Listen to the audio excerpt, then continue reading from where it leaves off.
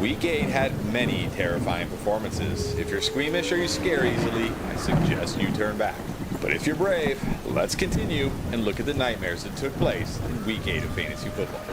Hey, if you're brave enough to continue, I actually have some good news first. Underdog Fantasy has this new customer special. Jared Goff only needs to go higher than half a yard on Monday Night Football. No matter how scary Jared Goff is, I believe he can get higher than half a yard. You pair this with any other line you like on Underdog, and you can triple or more your entry right away.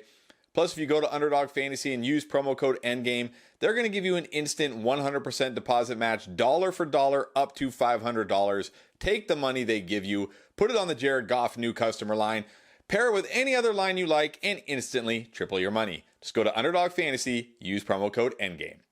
Let's start with Thursday night, Tampa Bay versus Buffalo. We did get the Dalton Kincaid breakout game, and then James Cook continued to frustrate us. But look, when you're talking about a running back in this range, that's what you get. Maybe a Week 9 shootout with the Bengals will help, or maybe he'll just continue to frustrate. But you can't be super panicked on a running back like this who is getting the touches. You just have to take what you get. Sometimes putting it in your lineup will feel scary, but you got to just roll with it. Moving on to Sunday, and the scariest game of the week goes to the Giants and the Jets, who had themselves a punt fest. And the loss of Tyrod Taylor for the Giants meant they refused to pass, and poor Saquon Barkley must have felt like he was in a saw trap as they just ran him over and over again into this Jets defense that knew it was coming.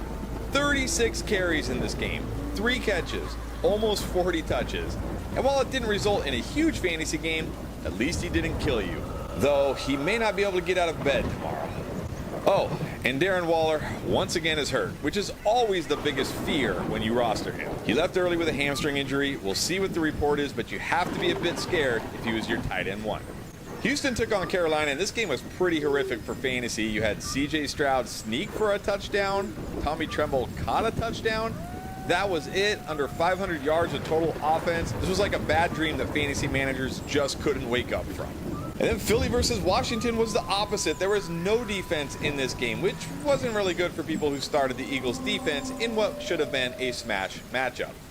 But it was good for pretty much everyone else. And hey, even Devonta Smith and Jahan Dotson came out of nowhere to have great games.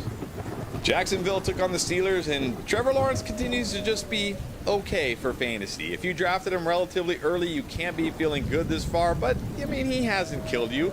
You probably just need to accept he isn't going to be an elite fantasy QB this year. On the other side, we had our first of many brutal quarterback injuries today, and it occurred to Kenny Pickett with a rib injury.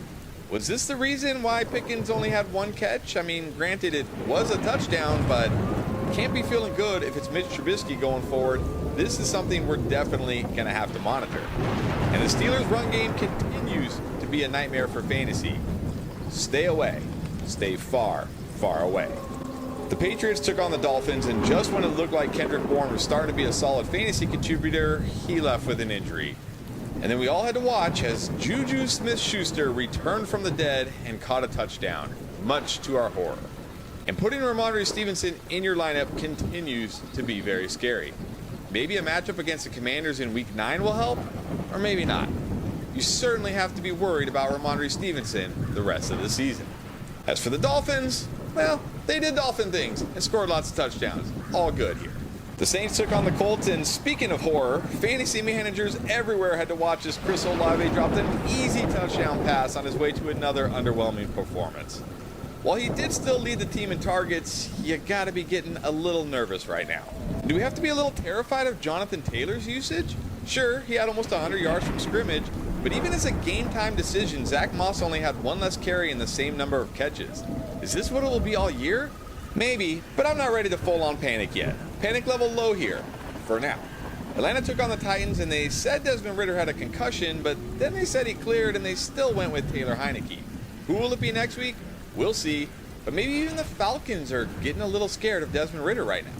In another terrifying development, Drake London was having a nice game before leaving with a groin injury and did not return. Hopefully, this isn't serious, but fantasy managers need to be a little worried. Then on the Titans side, is Will Levis him? Who knows, but for at least one day he was. But will any brave souls be willing to start him Thursday night on the road versus the Steelers? Will it be you? The Rams took on the Cowboys, and now for our second horrific quarterback injury of the day, and that was Matthew Stafford, who did not play much of the second half with a wrap on his throwing hand. We're hearing it could be a thumb injury, maybe similar to Justin Fields. This could definitely be scary because the backup is Brett Rippon. And this would be terrifying for any teams out there with Cooper Kupp and Puka Nacua, as they combined for just 7 catches and 54 yards today. Now, we don't have official word on the injury yet, but as of this moment, you have to be pretty scared. And the Cowboys feasted on this Rams defense at home, except for Tony Pollard, who once again underwhelmed. Just 55 yards on 13 touches on a day his offense scored 43 points and were well in control. Panic level is starting to rise on Pollard, and it's getting scarier and scarier to start him by the week. Cleveland took on the Seahawks, and for the third time this year, Kenneth Walker did not find the end zone, and for the third time this year, he had a down game. But you know, like teenagers taking a shortcut when they're on a camping trip in a horror movie, you know it's not going to end well when Kenneth Walker doesn't score a touchdown. But this is just what you get with him. No panic, better days are ahead. Chiefs took on the Broncos, and was it the flu? Was it because Taylor Swift wasn't at the game? Was it both? Who knows? But much like believing Michael Myers has actually been killed off the first time he dies, believing the Chiefs' offense is in trouble is foolish. They will be fine. Baltimore took on the Cardinals, and no, Zay Flowers did not come through in a smash spot, but Lamar only had 157 yards. They really didn't have to throw much. Gus Edwards ran for 3 touchdowns. There's nothing to be scared of here. He's a rookie. There's going to be ups and downs with rookies. You got to take the good with the bad. On the Cardinals side, though, we should be terrified if we get another week of Josh Dobbs. If Murray is healthy and ready, please, Cardinals, save us from this horror and give us Kyler Murray. We need it.